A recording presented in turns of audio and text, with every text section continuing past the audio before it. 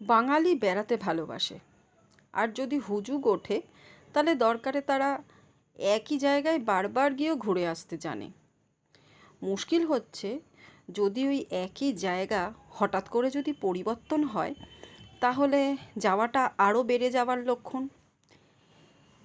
বাড়ির কর্তাকে ভাবলাম একটু বলি যে নতুন জায়গাটায় গিয়ে তাহলে ঘুরে আসি। কর্তা বলল, তুমি যে জায়গায় যেতে চাইছো সেই জায়গায় এখন দাদামা বাজছে। তুমি গেলে সেখানে সমালোচনার ঝড় ছাড়া আর কিছুই পাবে না। সুতরাং সব কিছু আপাতত একটু ঠান্ডা হোক, তারপরে না হয় যাওয়া যাবে। অগত্যা একটু সবুর করেই থাকি। শুধু কাকাতুয়ার গজাটা যদি ঠিকঠাক সময় ওইখানে পৌঁছে যায় তাহলেই যথেষ্ট। সবুরে মেওয়া ফলে।